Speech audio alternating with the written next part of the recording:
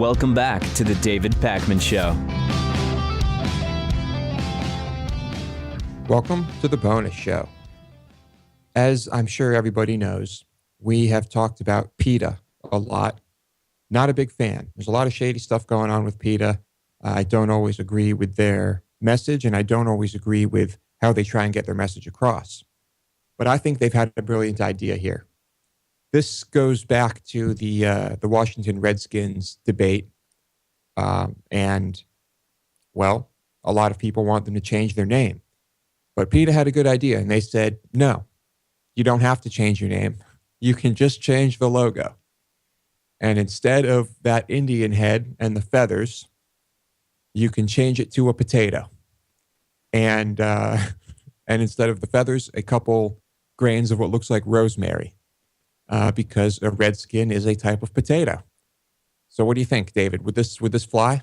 Well, I've never heard them called redskin potatoes. I've heard them called red potatoes.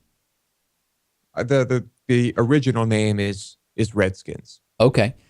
I guess that would be okay if they changed the logo and it no longer refers to that. The thing is, everybody would know that only the logo was changed, and they would know that it was because it was kind of forced because there was so much anger over the redskin as a derogatory term for Native Americans. So I don't know if it would really have the effect of moving away from the slur nature of the name Washington Redskins.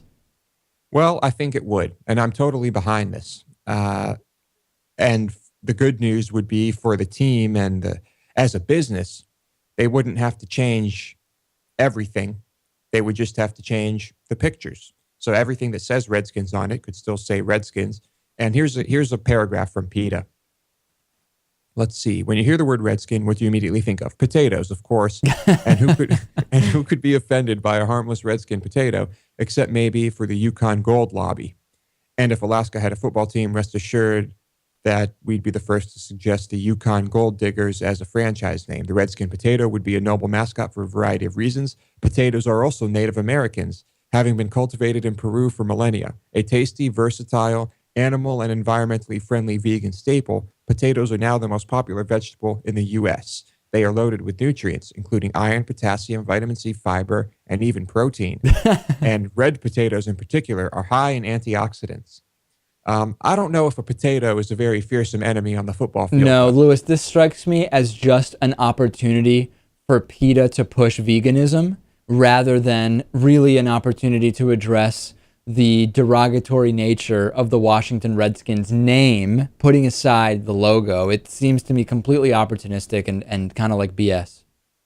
All right. Well, the Kansas City Star calls the potato idea half-baked, but apparently this idea goes back to 2006. This idea is completely crinkle cut. I don't want to hear another word of it.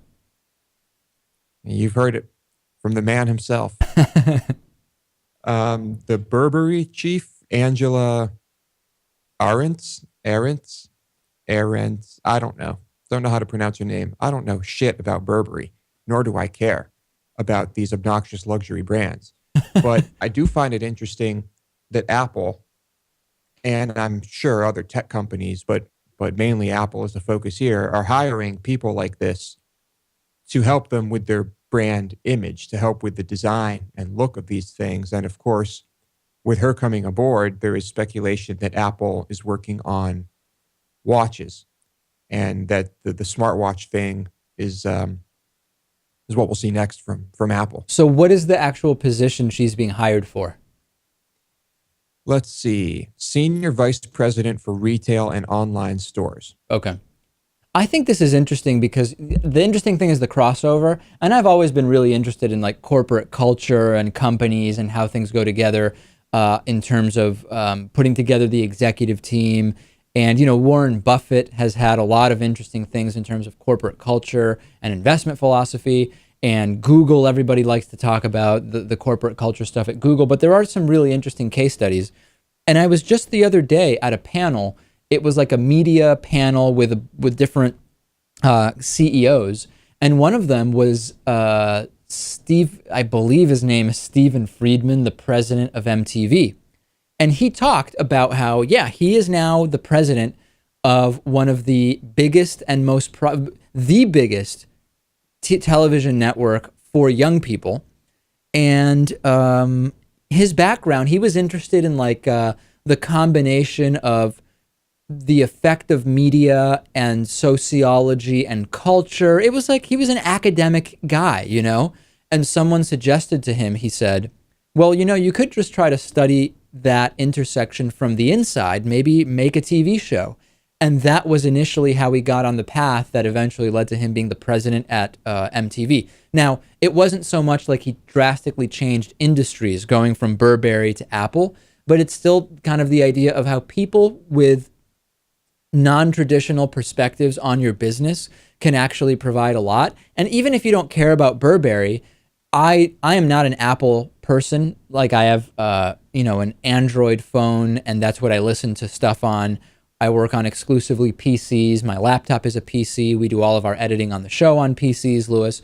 But I understand that it's been successful for Apple to have this kind of perception around the clean design and the white things and packaging and all of that. And you can see how somebody from Burberry could help Apple to further their differentiation along those lines. No doubt. This is someone who can be a huge asset to the company as the company is kind of fusing technology and fashion, or attempting to. So clearly they would need someone with this type of experience. And yeah, could be a very positive thing. I guess she did great things for Burberry. But yeah, good for her. Good for Apple. Let's just get that manufacturing moved over to the United States, please. Is Apple less... let me see how I can phrase this.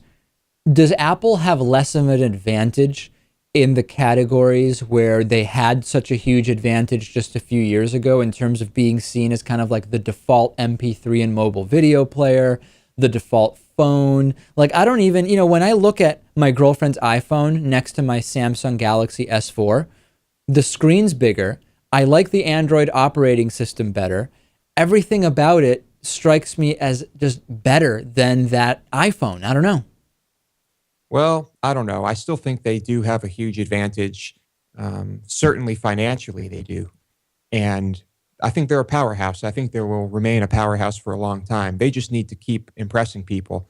If they can do that with the watch or with other things, then, well, they've got good things coming up. But we'll see. All right.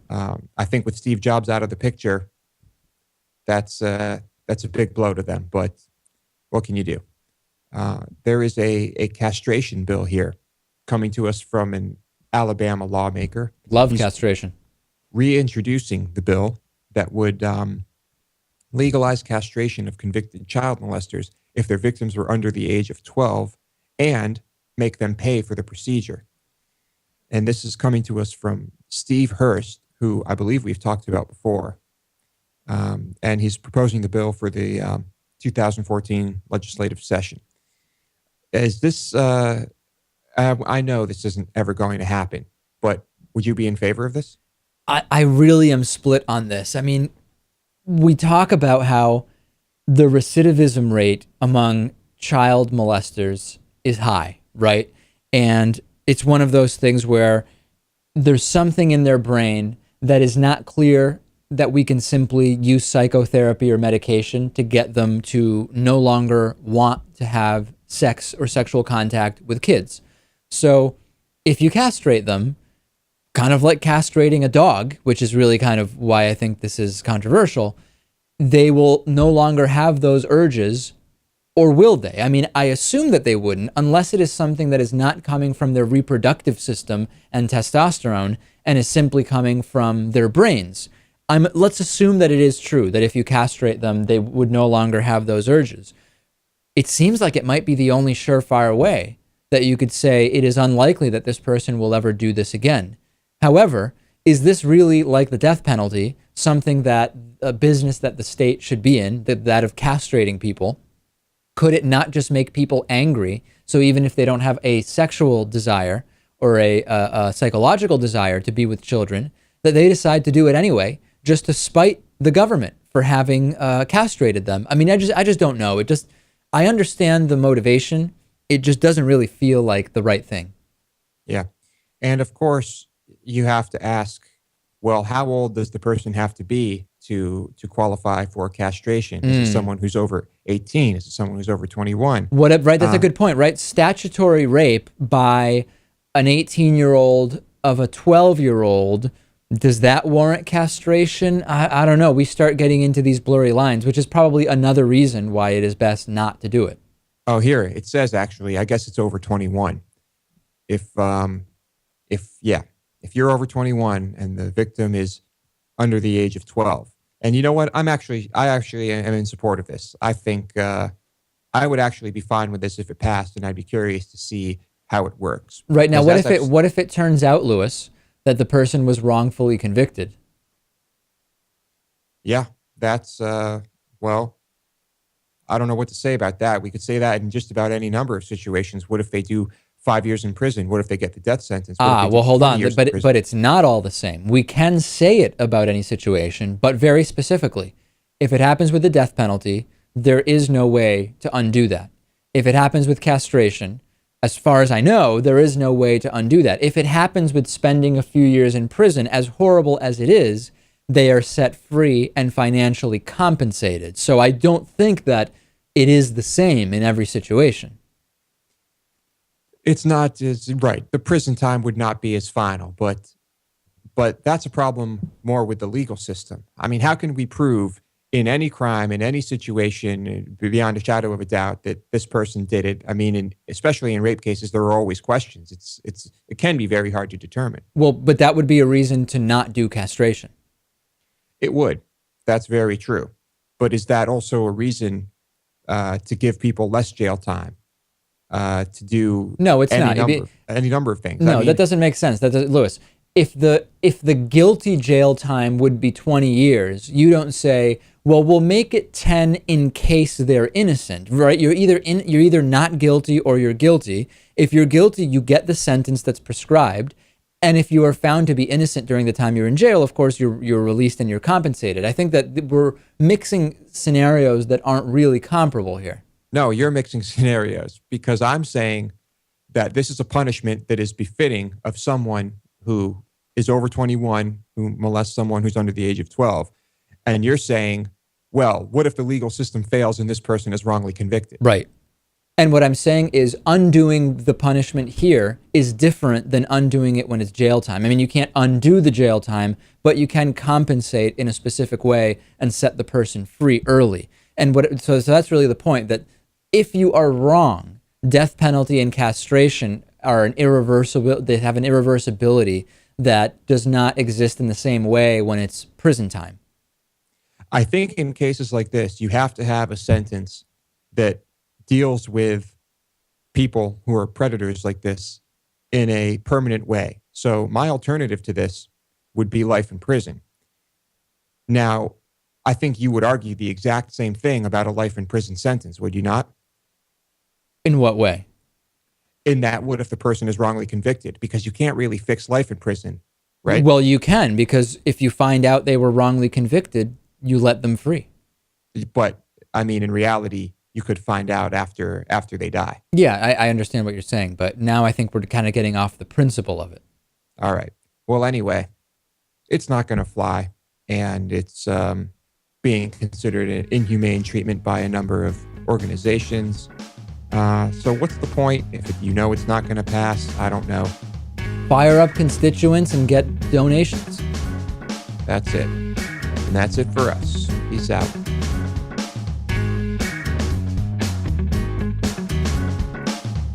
The David Pakman Show at davidpakman.com.